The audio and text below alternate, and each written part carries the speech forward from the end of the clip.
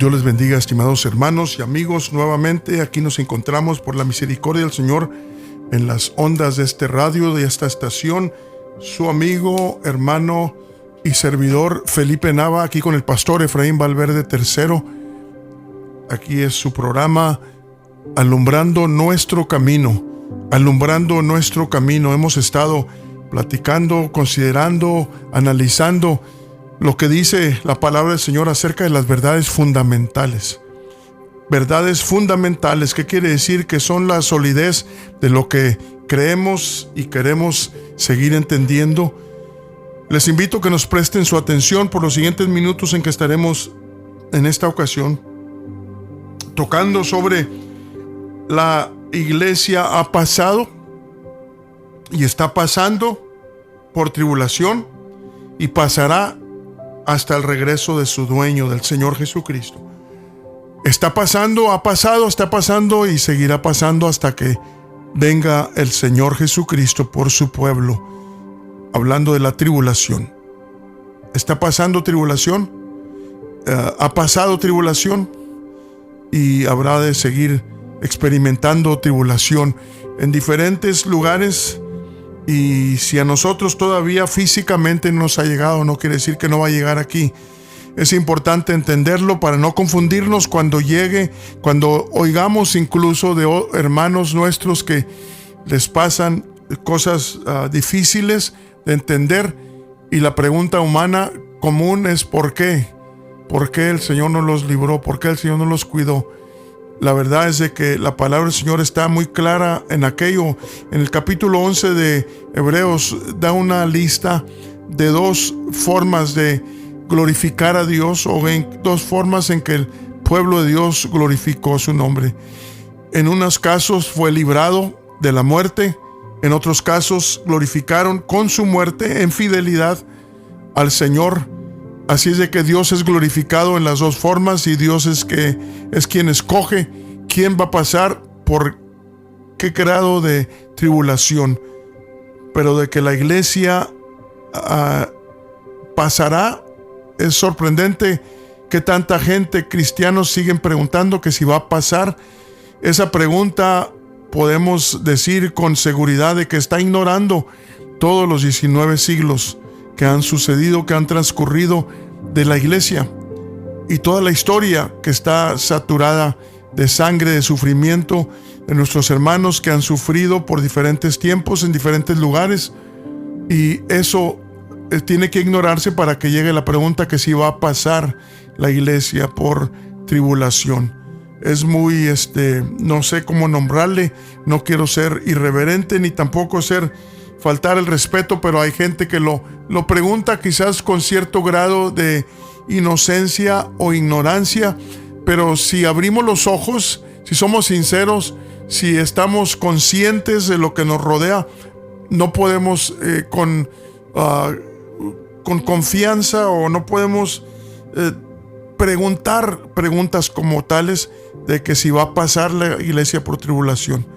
Si nos escucharan, si preguntáramos esa pregunta y nos escucharan los que ahorita actualmente están pasando por tribulación, iban a decir: ¿y esto que estamos pasando, qué le llamas?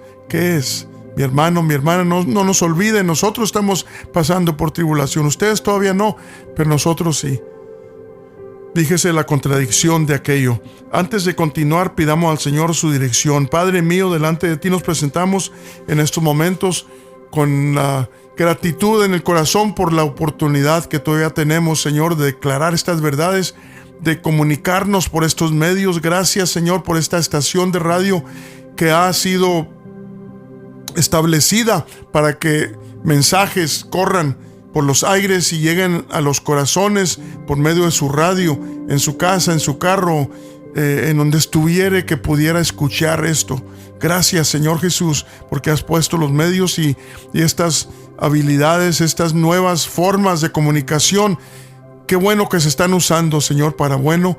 Por lo regular está saturada esta forma de comunicación con cosas destructivas, sucias y cuanto más. Pero gracias te damos, Señor, porque tenemos oportunidad de transmitir tu palabra, tu consejo y tu instrucción que tanto necesitamos en este último tiempo. Bendice los que están escuchando, los que se van a unir en este día para escuchar, los que se hayan de unir después y escuchar, Señor Jesús, lo que se oye, lo que se graba, lo que se explica en esta estación Radio Resplandecer.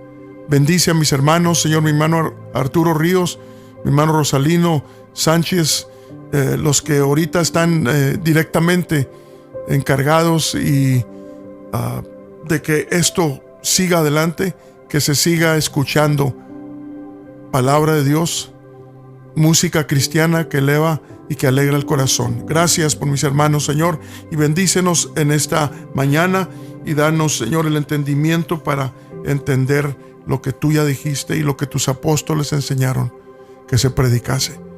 En el nombre de Jesucristo. Gracias, Maestro Santo. Gracias, poderoso Salvador. Vamos de inmediato a que son breves los momentos que podemos estar, y vamos a el libro de Juan, capítulo 16, verso 20.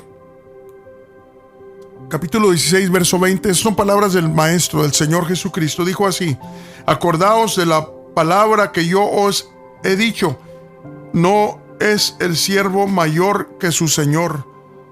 Si a mí me han perseguido, también a vosotros perseguirán.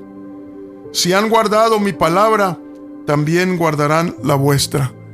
O sea, los que sufren, guardar su palabra en medio de la aflicción. Por allí también vamos a leer en Juan 16, ahí el capítulo que le sigue, 16, 33. El último versículo del capítulo 16 del libro de Juan, dicen las palabras del Maestro una vez más: estas cosas os he hablado para que en mí tengáis paz.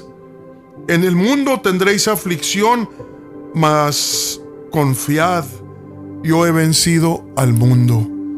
Fíjese lo que dijo el Maestro, justamente anunciándonos de lo que iba a venir, lo que iba a suceder, para que no nos confundamos con aquellos sucesos, porque hay hermanos que se han confundido, porque no tienen la información, porque no se les ha explicado, otros porque la han ignorado y han querido forzadamente pensar que nada va a pasar y que nada les puede suceder porque son hijos de Dios, y que hay doctrinas, mi hermano, mi hermana, que se escuchan por las radios, por el televisor, por la computadora, que son doctrinas erróneas, la verdad, porque confunden, porque engañan a los sencillos de corazón y creen que en verdad Dios les va a quitar todo tipo de sufrimiento y todo tipo de problemas va a desaparecer.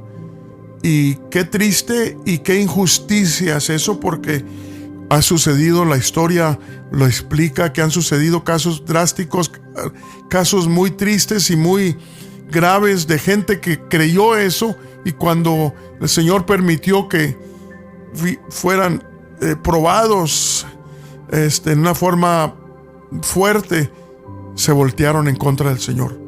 Por lo que escucharon, por lo que se les enseñó de que todo les iba a salir bien, que porque, fíjese, hay unos han dicho que hasta porque somos hijos del rey debemos de traer los mejores carros, debemos de vivir en las mejores casas, debemos de vestir la más cara ropa, debemos de comer las mejores comidas porque somos hijos del rey. Fíjese qué torcida está esta doctrina, que mucho se corre en este tiempo, que mucho se escucha en este tiempo, y qué peligroso es, mi hermano, mi hermana, que tú y yo comamos aquello, porque nos enferma, porque nos engaña, y estamos esperando algo que, si Dios no lo quiere que nos llegue, no va a llegar, y nos empezamos a enamorar de las cosas de aquí, de esta vida, y nos olvidamos de que no somos de aquí, vamos de pasada, vamos hacia otro lugar donde regresamos los hijos de Dios.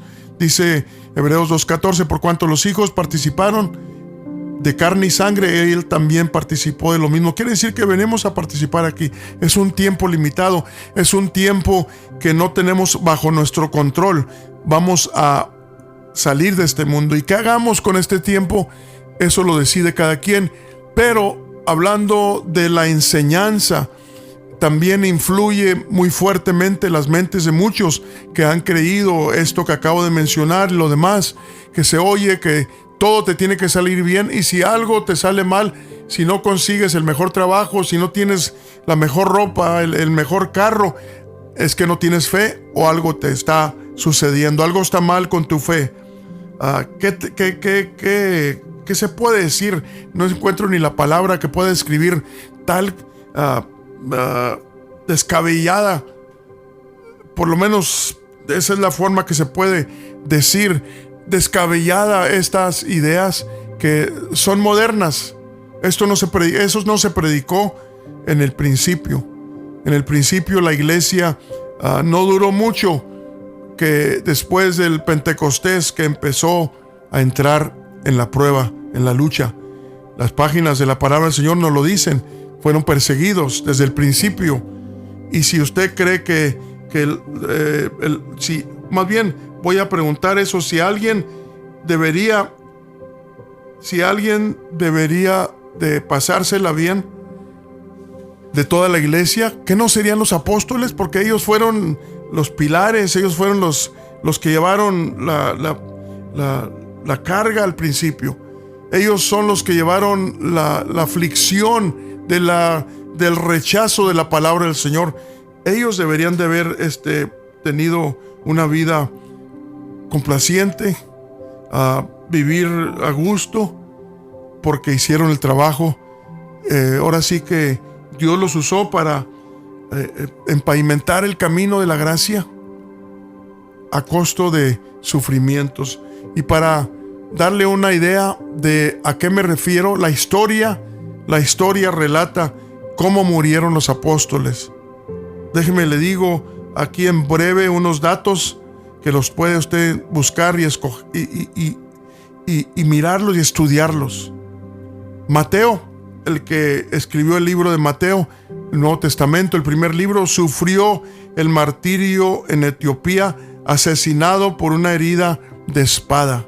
Esto sucedió a Mateo, el apóstol, el escritor del primer libro del Nuevo Testamento. Marcos murió en Alejandría, Egipto, después de ser arrastrado por caballos por las calles hasta morir.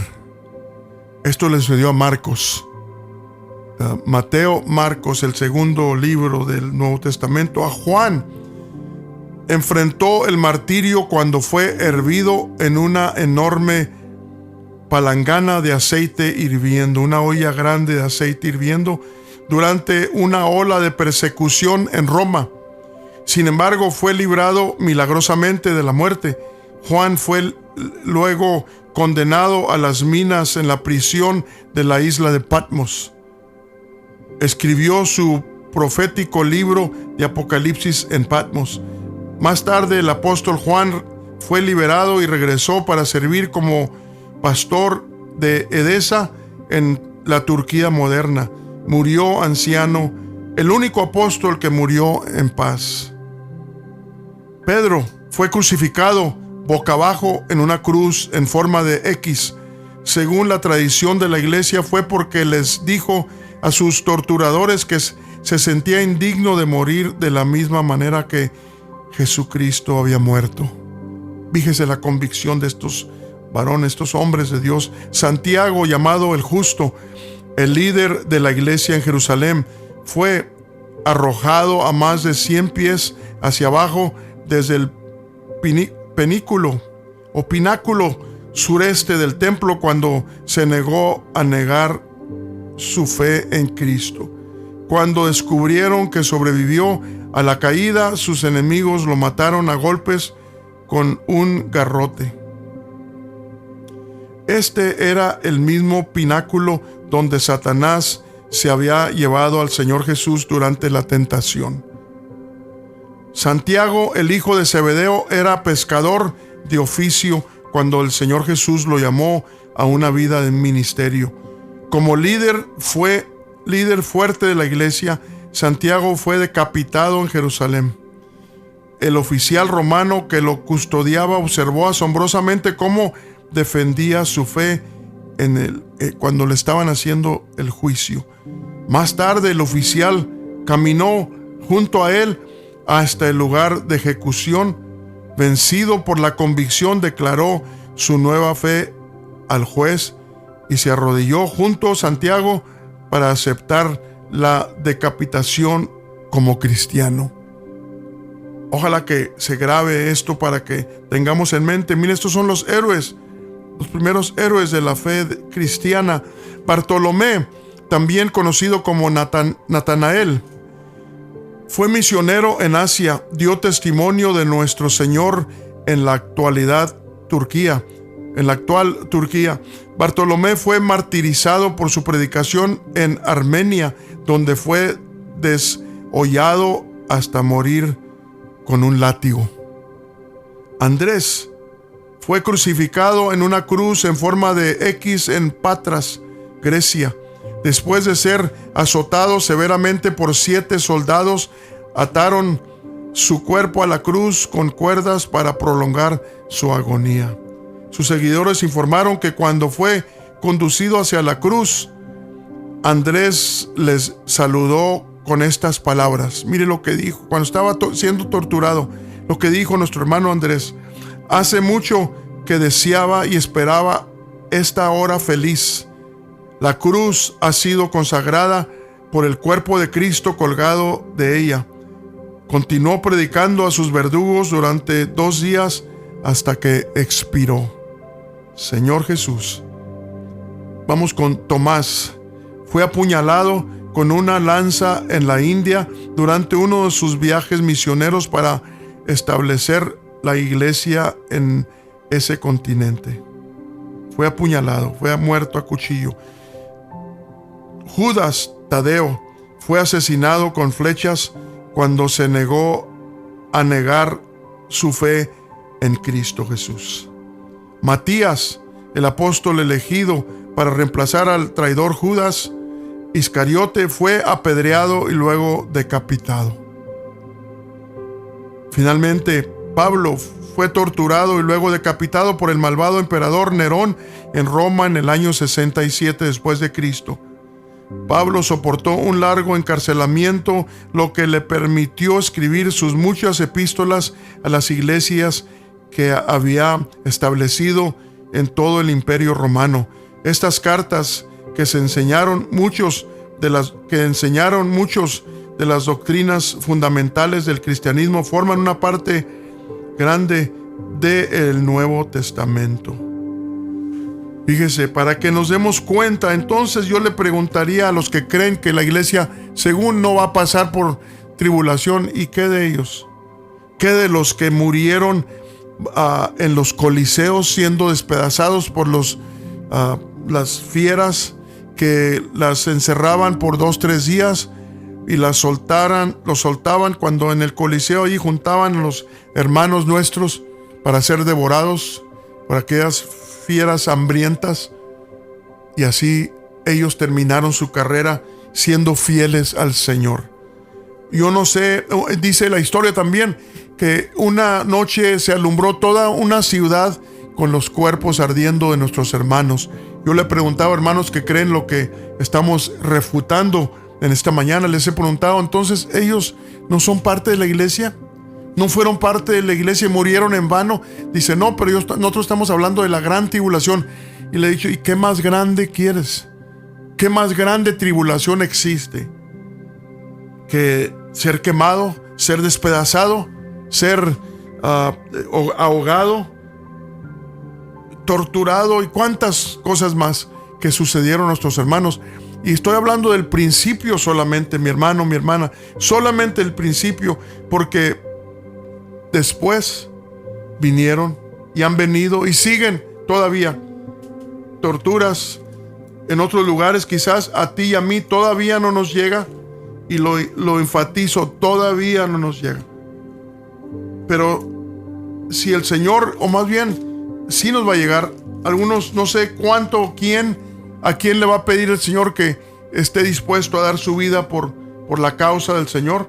No sabemos, pero debemos de vivir preparados con nuestra fe anclada en el Señor, para que si el Señor pidiere eso de nosotros, que no vayamos a negar nuestra fe en el Señor en el momento dado en el que seamos probados. Dice aquí el Señor también con sus reverendos labios en capítulo 24 del libro de Mateo. Mateo 24, 21 dice: porque habrá entonces grande aflicción, que es lo mismo que tribulación, cual no fue desde el principio del mundo hasta ahora, ni será. O sea, no va a haber otra, no hay dos tribulaciones, no hay tres, como algunos han explicado, que la grande tribulación es para los que se queden después del rapto. También son falsos esas declaraciones, son falsas, porque no existe tal cosa. El Señor, mire lo que acabo de leer, capítulo 24, verso 21, y usted puede leer con detenimiento. Por causa del tiempo me voy a brincar hasta el verso 29, al verso 29. Mire cómo conecta el Señor esa tribulación, esa aflicción que empezó en el año 70, cuando Israel fue esparcido y también los cristianos fueron regados por todo el mundo, diferentes partes del mundo. Eso empezó en el año 70 de nuestra era, cuando Tito, el general Tito, el hijo del emperador romano, llegó y sitió la ciudad y entraron, hicieron masacre terrible, un tormento para los que ya estaban de por sí bien débiles, porque no había entrado comida por 3 años, desde el año 67 hasta el año 70, cuando entró el ejército romano para hacer desastres. Algunos corrieron, el Señor les dio instrucción: el que esté en su techo no baje, pedid a Dios que no sea vuestra huida en invierno, porque en invierno hay nieve, no se puede correr, no se puede avanzar mucho, y dice: y hay de las que crían en aquellos días. Está hablando literalmente de lo que sucedió cuando llegó este tiempo al pueblo de Israel y también a la iglesia, que estaba ya fundada, ya estaba establecida. Allí empezó en la ciudad de Israel, en la ciudad de Jerusalén, donde se convirtieron 3,000 después del Pentecostés. Así que ya era una iglesia ya formada, ya había instrucción, ya habían sido instruidos por los apóstoles y fueron esparcidos. ¿Cuándo sucedió? En el año 70. Pero mire cómo termina esto. Dice: y luego, después de la aflicción de aquellos días. ¿Cuál? La que les acabo de leer. Después de la aflicción de aquellos días, el sol se oscurecerá, y la luna no dará su lumbre, y las estrellas caerán del cielo, y las virtudes de los cielos serán conmovidas, y entonces se mostrará la señal del Hijo del Hombre en el cielo, y entonces lamentarán todas las tribus de la tierra, y verán al Hijo del Hombre que vendrá sobre las nubes del cielo con gran poder y gloria. ¿Y qué van a hacer los ángeles? Dice: y enviará a sus ángeles con gran voz de trompeta, y juntarán a sus escogidos de los 4 vientos, de un cabo del cielo hasta el otro. ¿Dónde quedó el rapto? ¿Dónde quedó eso que se enseña de que no va a haber tribulación para la iglesia? Por favor, búsquenmelo ahí en esas palabras del maestro. ¿Dónde quedó? ¿Se le olvidó al Señor? ¿Acaso se le olvidó al Señor mencionarlo? Por supuesto que no. La pregunta es necia, porque al Señor no se le olvida nada. Si eso habría de suceder, voy a atreverme a decirlo de esa forma, sería injusto el Señor de no habernos lo dicho, de que iba a venir un rapto, nos íbamos a ir, que estuviéramos preparados para el rapto, para que no sufriéramos. Qué error, qué injusticia, vuelvo a decir. Mire, otro texto que encontramos aquí, varios versos, aquí en la segunda carta del apóstol Pablo a los tesalonicenses, a la iglesia en Tesalónica, allí en el capítulo 1, verso 4 en adelante. Veamos los sucesos. Mire cómo explica este apóstol las cosas que van a suceder. Y vamos a darnos cuenta que no encontramos ningún espacio de rapto en el que la iglesia es desaparecida y se quedan los demás a sufrir la gran tribulación, entre comillas, la gran tribulación. Mire, aquí lo voy a dar lectura antes de que se nos acabe el tiempo. Dice el verso 4 en adelante: tanto que nosotros mismos nos gloriamos de vosotros en las iglesias de Dios, de vuestra paciencia y fe en todas vuestras persecuciones y tribulaciones que sufrís, una demostración del justo juicio de Dios, para que seáis tenidos por dignos del reino de Dios. Mire, hasta nos explica para qué es la tribulación, por qué la permite el Señor, por el cual asimismo padecéis. Una vez más leo el verso 5: una demostración del justo juicio de Dios, para que seáis tenidos por dignos del reino de Dios, por el cual asimismo padecéis, sufrís, sois atribulados. Dice en el verso 6: porque es justo para con Dios pagar con tribulación a los que os atribulan. ¿Cuándo? Y a vosotros, dice el verso 7, que sois atribulados, dar reposo con nosotros cuando se manifestará el Señor Jesús del cielo con los ángeles de su potencia. ¿Cuándo va a suceder esto? Dice: en llama de fuego, para dar el pago a los que no conocieron a Dios ni obedecen al evangelio de nuestro Señor Jesucristo, los cuales serán castigados de eterna perdición por la presencia del Señor y por la gloria de su potencia.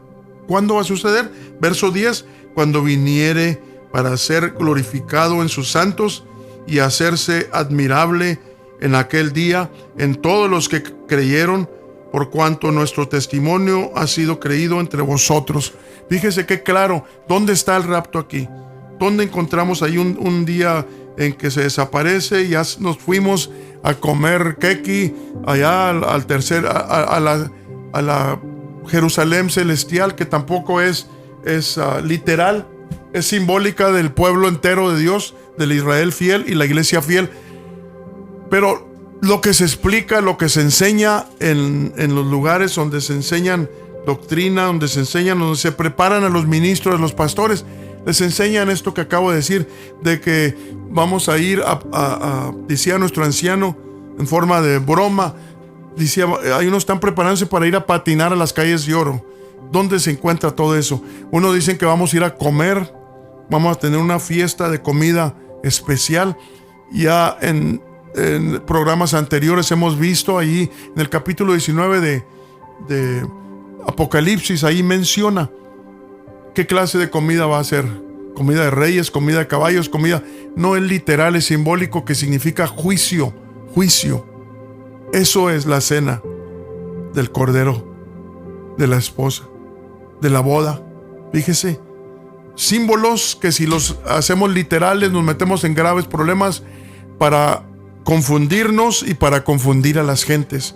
La iglesia, vuelvo a repetir con lo que empezamos antes de que se nos termine el tiempo, la iglesia ha pasado y está pasando por tribulación y seguirá pasando hasta que el Señor regrese.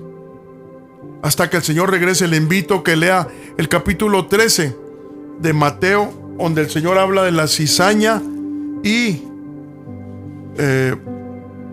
la parábola del trigo y la cizaña. La parábola del trigo y la cizaña. ¿Y qué dice el maestro cuando les explica a sus discípulos que le piden una explicación? Le dicen: Señor, explícanos esa parábola para entenderla. Y después de que se había ido la gente, se sentó el Señor y les explicó. Y aquí encontramos la explicación tan clara y les explicó a ellos y nos explicó también a nosotros, para que entendamos que no va a haber ningún espacio entre medio de la venida del Señor y de la venida del Señor y lo que sigue después.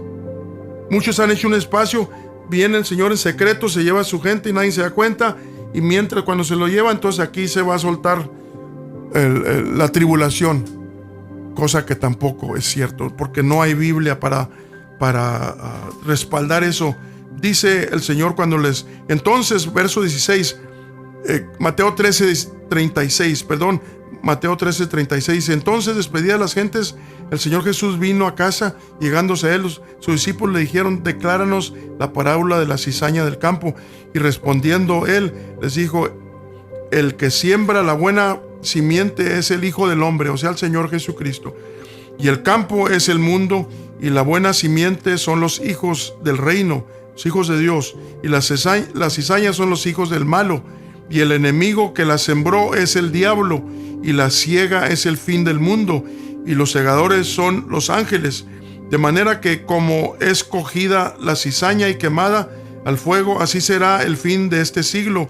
Enviará el Hijo del Hombre a sus ángeles, y cogerán de su reino todos los escándalos y los que hacen iniquidad, y los echarán en el horno de fuego, y ahí será el lloro y el crujir de dientes. Que claro, ¿dónde está el rapto? Una vez más aquí, ¿dónde lo encuentra? En esta parábola también le preguntan el dueño del campo que si le dan permiso de que, dice el verso 30, nomás para referir esta parte, el 29 y 30 dice: y él dijo,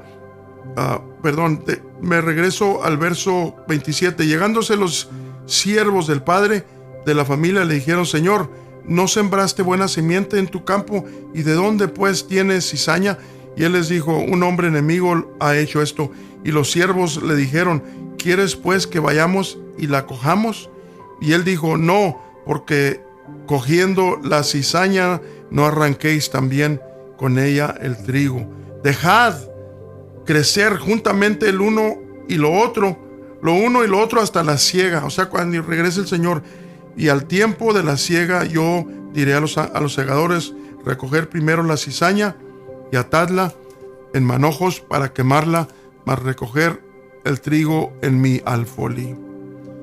Y lo demás, la interpretación la leímos al principio, y queremos darle gracias a Dios por este entendimiento. Hay mucho más que decir sobre esta verdad fundamental. La iglesia ha pasado, está pasando y seguirá pasando por tribulación. ¿Hasta cuándo? Hasta que regrese el Señor. Le preguntaron a Juan cuando vio aquella visión, ahí en el capítulo 7, verso 14 de Apocalipsis: ¿y estas gentes de dónde han venido? ¿Quiénes son? Y se le dijo: esta gente son los que han lavado su ropa, han venido de gran tribulación, no de la gran, como que hubiera otra, no, de gran tribulación, y han lavado sus ropas en la sangre del Cordero, han sido limpiados. Esa es la gente que no podía contar nadie. Esa es la iglesia, es el pueblo, el pueblo de Dios fiel. Lo describe de esa forma: los que han lavado sus ropas y las han blanqueado en la sangre del Cordero. Esos son los que viene el Señor a recoger, no a escondidas, sino que, y los ha permitido que pasemos por fuego, por problemas, unos más, otros menos, unos una cosa, otros otra, pero nadie hemos estado sin problemas. Y qué bueno, porque los problemas nos refinan, nos hacen levantar nuestra vista hacia Él para decir: Señor, ¿a quién iremos? Ayúdanos.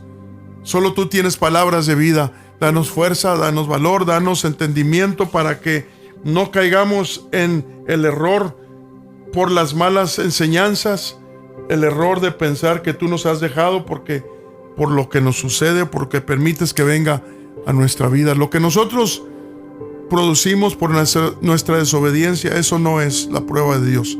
Eso lo provocamos nosotros, pero lo que el Señor permite y que nosotros no provocamos es para probarnos, para limpiarnos, para purificarnos. Se nos acabó el tiempo, mi hermano, lastimosamente, pero les invito a que sigan ustedes leyendo esas escrituras, indagando, preguntando, para asegurarse, para creer, porque vienen cosas que van a cambiar drásticamente la forma que hemos vivido, mi hermano, porque vamos a ser probados también. Así de que aférrate, amárrate de la verdad y no la sueltes. en el nombre del Señor Jesucristo. Dios sea con cada uno de ustedes y regresamos la semana entrante con otro mensaje siguiendo el título principal que hemos dado a esta serie de estudios, verdades fundamentales. La semana que entra vamos a estar viendo qué significa que estamos viviendo en la última mitad de la 70ª semana del profeta Daniel. Eso es lo que vamos a seguir con ese tema. Dios les bendiga, les guarde y gracias por su atención.